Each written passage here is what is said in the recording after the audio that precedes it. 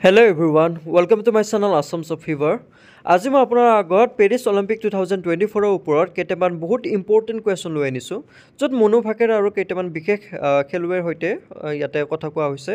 বিশেষ কেইটামান কুৱেশ্যনৰ ওপৰত মই এই ভিডিঅ'টো বনাইছোঁ য'ত আপোনালোকৰ আসাম ডাইৰী ৰিক্ৰুইটমেণ্ট বা আসাম পুলিচৰ কাৰণে বহুত গুৰুত্বপূৰ্ণ হয় কাৰণ ইয়াৰে ভিতৰত যিকোনো এটা কুৱেশ্যন আহিবই কাৰণ অলিম্পিকৰ যিহেতু আমাৰ ৰিচেণ্টলি হৈছে গতিকে ইয়াৰে কুৱেশ্যন যিকোনো আহিবই কাৰেণ্ট এফেয়াৰ্ছ হিচাপে আহিবই গতিকে ইয়াতে কেইটামান কাৰেণ্ট এফেয়াৰ্ছো আপোনালোকে পাই যাব আৰু কেইটামান জিকেও পাই যাব আৰু এটা ইম্পৰ্টেণ্ট কথা হ'ল চেনেলৰ প্লেলিষ্টত আপোনাৰ সকলোৱে মেথছ বুলি আছে চাই ল'ব তাত প্ৰফিট এণ্ড লছৰ ওপৰত ভিডিঅ' বনোৱা হৈছে এনেকুৱা ধৰণৰ ভিডিঅ'টো বনাইছোঁ মই ইমান সহজ তৰিকা মতে আৰু গোটেই ফৰ্মুলা ইউজ কৰি আপোনালোকক বুজাইছোঁ আৰু গোটেইকেইটা ফৰ্মুলাও দিছোঁ তাত আপোনালোকে সহজ পাব সহজ তৰিকা মতে শিকাইছোঁ মই আপোনালোকে সেই ভিডিঅ'টো চাই ল'ব কাৰণ সেই ভিডিঅ'টোত ইমান ধুনীয়াকৈ বুজাইছোঁ যাতে আপোনালোকে পৰীক্ষাত যদি কুৱেশ্যন আহে প্ৰফিট এণ্ড লছৰ ওপৰত যি ধৰণৰ কুৱেশ্যন আহক আপোনালোকে যাতে এৰি আহিব লগা নহয়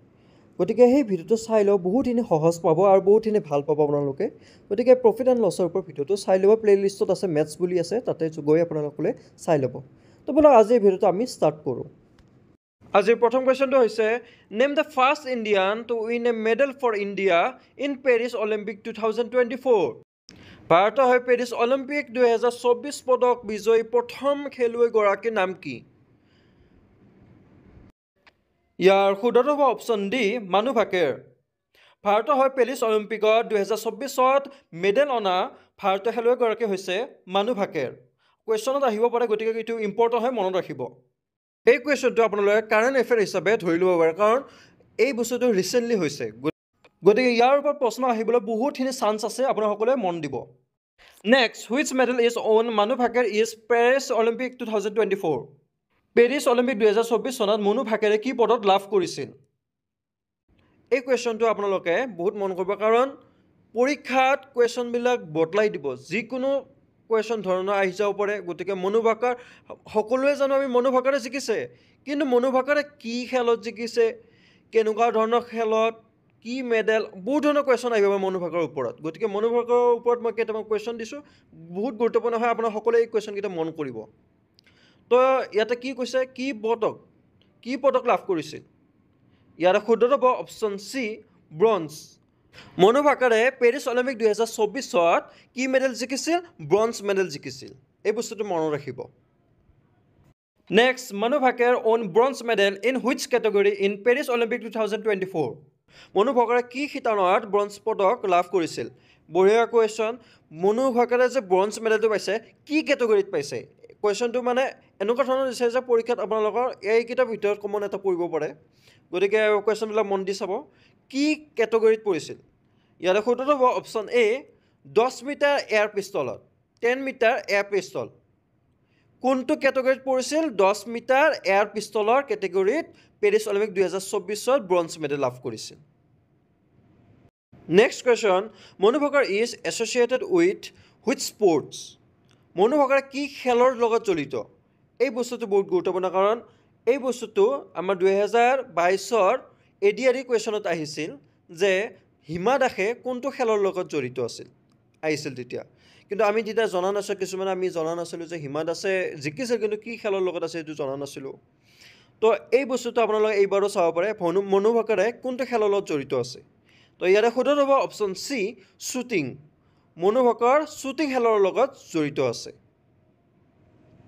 next Manu Bhaker is from which Indian state Manu Bhaker ভাৰতৰ কোনখন ৰাজ্যৰ খেলুৱৈ ইয়াৰ শুদ্ধটো হ'ব অপশ্যন এ হাৰিয়ানা মনু ভাকেৰ ভাৰতৰ হাৰিয়ানা ৰাজ্যৰ খেলুৱৈ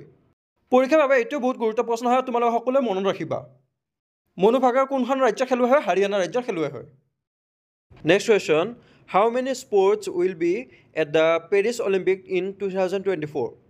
2024 চনত পেৰিছ অলিম্পিকত কিমানখন খেল অনুষ্ঠিত হ'ব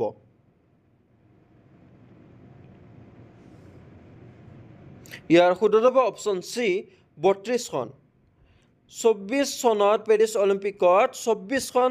32খন খেল অনুষ্ঠিত হ'ব next how many events will be at the Paris Olympic 2024 2024 চনত পেৰিছ অলিম্পিকত কিমানটা ইভেণ্ট হ'ব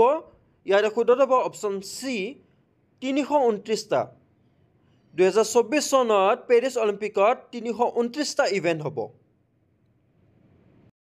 next how many Indian athletes qualified for the Olympic 2024 2024 চনৰ অলিম্পিকৰ বাবে কিমানজন ভাৰতীয় খেলুৱৈ যোগ্যতা অৰ্জন কৰিছিল ইয়াৰ শুদ্ধ হ'ব অপশ্যন চি 117 জন 2024 চনৰ অলিম্পিকৰ বাবে 117 জন ভাৰতীয় খেলুৱৈ যোগ্যতা অৰ্জন কৰিছিল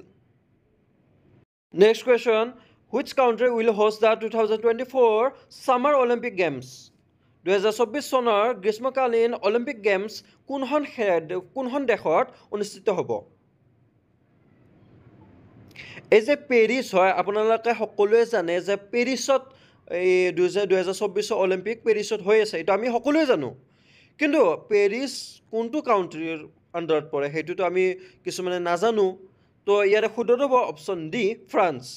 পেৰিছ কোৰ আন্ডাৰত পৰে ফ্ৰান্সৰ আন্ডাৰত ফ্ৰান্স দেশৰ ভিতৰত পেৰিছ আছে গতিকে কোনখন দেশ হয় ফ্ৰান্স দেশত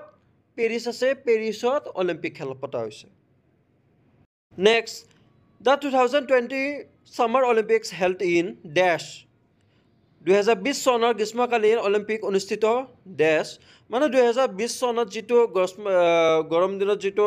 অলিম্পিক হৈছিল সেইটো ক'ত হৈছিল সুধিছে ইয়াৰ শুদ্ধ হ'ব অপশ্যন বি টকিঅ 2020 চনৰ গ্ৰীষ্মকালীন অলিম্পিক খেল টকিঅত অনুষ্ঠিত হৈছিল next what is the opening ceremony date of the Paris Olympic in 2024 2024 চনত পেৰিছ অলিম্পিকৰ মুকলি অনুষ্ঠানৰ তাৰিখ কি ইয়াৰ শুদ্ধ হ'ব option B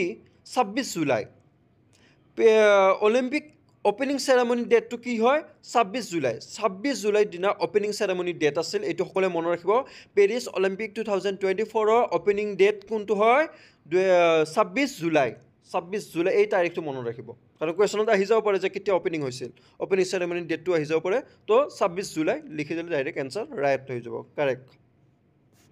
next in which sport has India won the most Olympic medals after field hockey? Field hockey পিছত কোনটো খেলত ভাৰতে সৰ্বাধিক অলিম্পিক পদক লাভ কৰিছিল হকি খেলৰ পাছত কোনটো খেলত ভাৰতে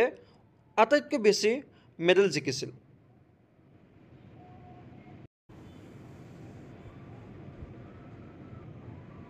ইয়াৰ শুদ্ধ হ'ব অপশ্যন বি ৰেছলিং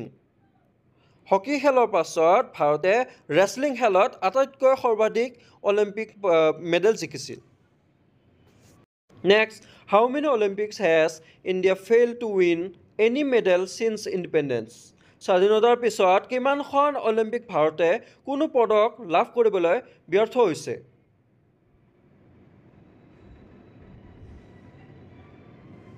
ইয়াৰ শুদ্ধ হ'ব অপশ্যন বি 4 স্বাধীনতাৰ পিছত 4খন অলিম্পিকত ভাৰতে কোনো মেডেল আনিব পৰা নাছিল next which city organize the summer Olympics 3 times except পেৰিছৰ বাহিৰে কোনখন চহৰে 3বাৰ গ্ৰীষ্মকালীন অলিম্পিক আয়োজন কৰিছিল পেৰিছৰ বাহিৰে কৈছে পেৰিছৰ বাহিৰে কোনটো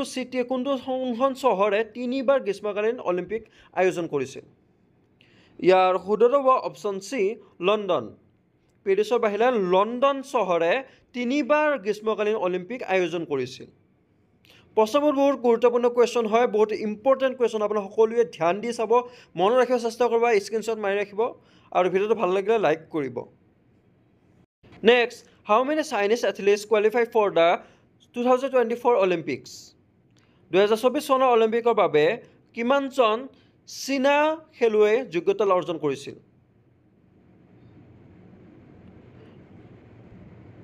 ইয়াৰ শুদ্ধ হ'ব অপশ্যন ডি 405 জন 2024 চনৰ অলিম্পিকত 405 জন চীনা খেলুৱৈ যোগ্যতা লাভ কৰিছিল next in which country did the Olympics originate কোনখন দেশত অলিম্পিকৰ উৎপত্তি হৈছিল কোনখন দেশত অলিম্পিকৰ উৎপত্তি অলিম্পিক জন্ম পাইছিল কোনখন দেশত অলিম্পিক জন্ম পাইছিল ইয়াৰ শুদ্ধ হ'ব অপশ্যন চি গ্ৰীচ দেশত। গ্ৰীচ দেশত ফাৰ্ষ্ট অলিম্পিক পতা হৈছিল আৰু অলিম্পিকৰ জন্ম গ্ৰীচ দেশতে হৈছিল। গতিকে কুৱেশ্যনটো ইম্পৰ্টেণ্ট হয়, মন কৰিব। আৰু নহ'লে কুৱেশ্যনটো এনেকুৱা আহিব পাৰে যে গ্ৰীচ দেশত হোৱা অলিম্পিকটো পোনপ্ৰথমে কোন চনত হৈছিল। গতিকে আমি চনটো জনা বহুত দৰকাৰ। গতিকে আপোনালোকে চনটো ডাইৰেক্টলি মনত ৰাখিব 1896 1896ত ফাৰ্ষ্ট অলিম্পিক পতা হৈছিল। ক'ত হৈছিল? গ্ৰীচ দেশত হৈছিল। Next, which is not a sport feature at the 2024 Olympics. 2024 চনৰ অলিম্পিকত কোনটো খেল প্ৰদৰ্শিত নহয়? 2024 অলিম্পিকত কোনখন খেল প্ৰদৰ্শন নহয়? কোনখন খেল? ইয়াৰ শুদ্ধ হ'ব অপশ্যন বি কাৰ্লিং। 2024 চনৰ অলিম্পিকত কাৰ্লিং খেল প্ৰদৰ্শন নহয়। Next, who has been chosen as India's chief de mission for the 2024 Olympics? 2024 চনৰ অলিম্পিকৰ বাবে ভাৰতৰ চিফ দি মিছন হিচাপে কাক নিৰ্বাচন কৰা হৈছিল? ইয়াৰ শুদ্ধ হ'ব অপশ্যন এ গগন নাৰাং। 2024 অলিম্পিকৰ বাবে ভাৰতৰ চিফ দি মিছন হিচাপে কাক নিৰ্বাচন কৰা হৈছিল? গগন নাৰাংগক নিৰ্বাচন কৰা হৈছিল। Next, what is the theme of international Olympic day 2024? আন্তঃৰাষ্ট্ৰীয় অলিম্পিক দিৱস 2024 বিষয়বস্তু কি?